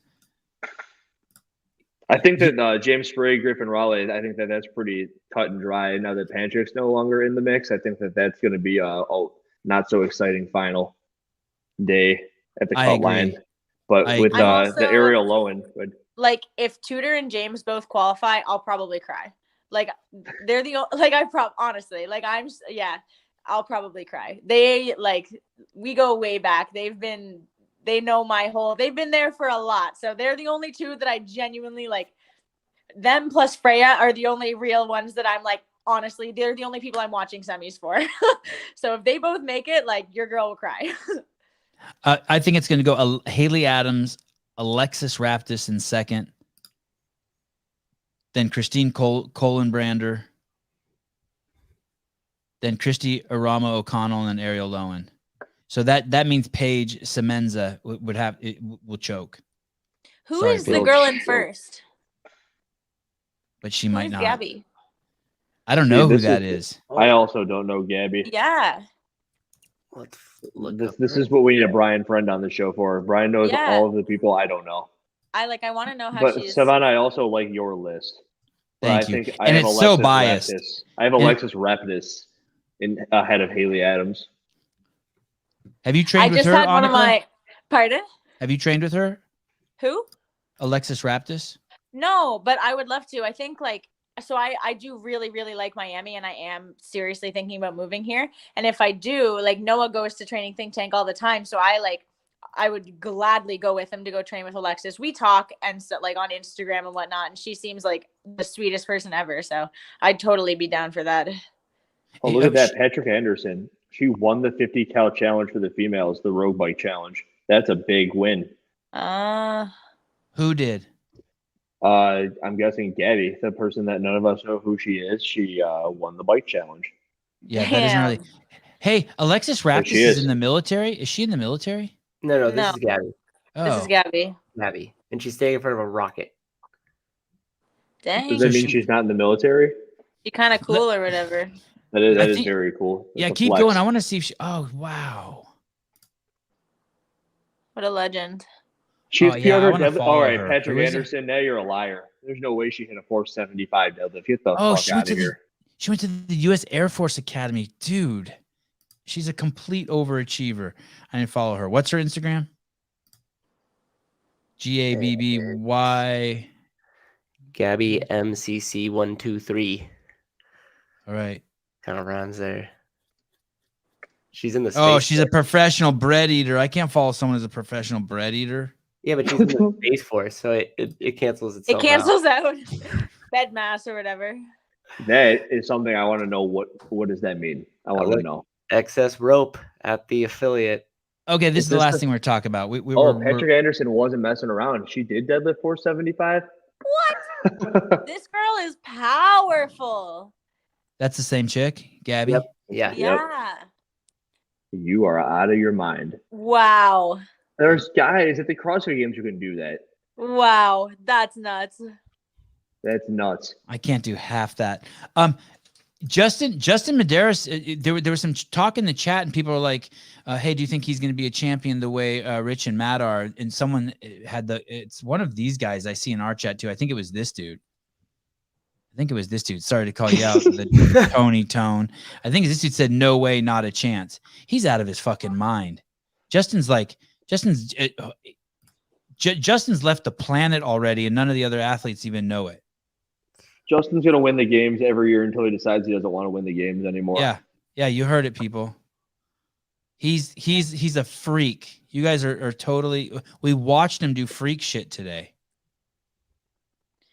That final workout. He's built for it. He's at the headspace for it, and it's not going to change until he wants it to change. Why would he want to? I mean, Frazier retired. That's when he wanted to change everything. So maybe he's coming for that 6 titles to beat out Frazier. Yep, and him and his coach have something special. Yeah, I'm telling you. What when is you that have why with you and your coach? Yeah. Yes, there is something. Yes, I fully, wholeheartedly believe that. Yeah, that is everything.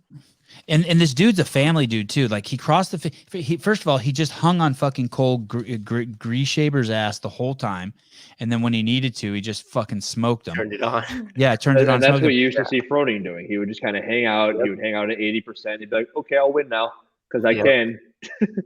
And then when he crossed the finish line, his mom, his dad, his grandma, his grandpa, his coach. You know, it's just like he's just a good old boy. I mean, like his mom said, he hadn't been to a shopping mall until he was the age of 12.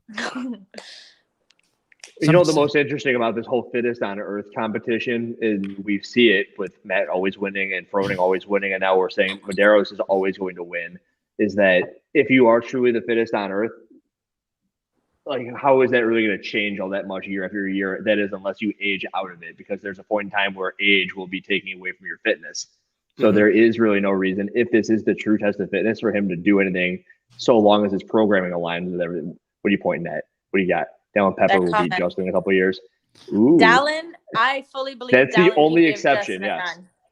Yeah, so like if somebody like excels past that as a young person, that's possible. But as far as everyone else, like Scott Panchik's in third or fifth every year. And it's because there was people just better than him in the chain of fitness. When do we see Dallin compete? Is that at the MAC? Next weekend. Man, it's too bad I'm going to be busy that whole weekend. You guys are screwed. Susan and I are going to hold down the ship. Annika, you're in. I'll take over. I'm Right, Savon now.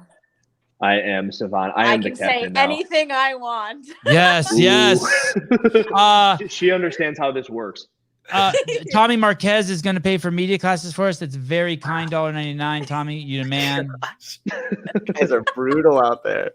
I for your media classes. The first thing we need to do, I think, is if Annika's going to come on tomorrow or next week, we need to dye her hair. If she's going to be professional media, she can't have purple hair. This isn't a Get San Francisco out. channel. What color would count? It's got to be all one color. Yeah, any color. That's right. All, right. Any all color. purple then. It's just gonna be all yeah. purple. No I'll blonde. just get the top end. No more blonde. It's all purple, Savon. There you go. I don't have my Your hair's schedule. two I different don't have my colors, schedule Savon. again. You're brown and gray, or black and gray. Yeah. That's why you're not media. You just told us the ultimate issue with yourself. Tomorrow, this evening, the Torian Pro is going to fire up its last 2 events. I think that starts actually like around 8 o'clock Pacific Standard Time and goes to about 1 in the morning Pacific Standard Time. And then Hiller and Susan and I will come back on, I think, sometime after that and report on them. And then we'll wrap up Syndicate. Oh, and there's another one, Lowlands. Oh. Don't act so excited about watching. And I'm really pumped up. Some of us like to watch these things, you dummy. Right.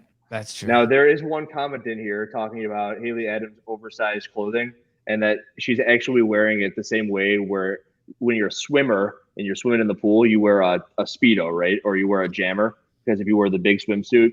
So Haley Adams is actually just wearing a bigger shirt to slow her down to make it fair for everybody else. Really? There's a swimsuit that you give a fast swimmer to slow him down, a jammer? You're unaware of this? Yeah, no, it's you like wear a parachute? There is a swimsuit out there that females will wear. It's like a $5,000 swimsuit. And you can only wear it one time because the second you wear it, it's no good anymore. You wear it for like the most important races of your career. Oh, and it makes you the slower?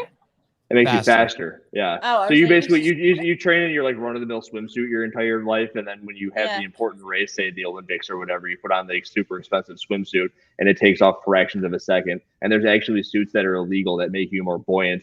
Is this it here? This is the male equivalent. Yeah. That one Oh, right in the yeah, middle. that's the It's green jammer. one right in the middle. Snake print. Hey, That's the listen. Click Listen. on that one. My wife wants to get with me so much that 3 nights a week I have to wear these underwear, and the snake scares her off right here. She thinks it's real. Oh, I know you have a bigger Ah! All right, guys, stand by, and we will be telling you. Yeah, she's terrified of snakes. Jesus, that is awful.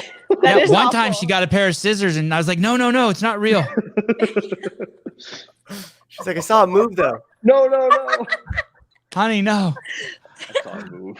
We will see you guys in less than 12 hours, I have a feeling. Thanks for tuning in. Annika, thanks for coming on last minute. I really, really appreciate it.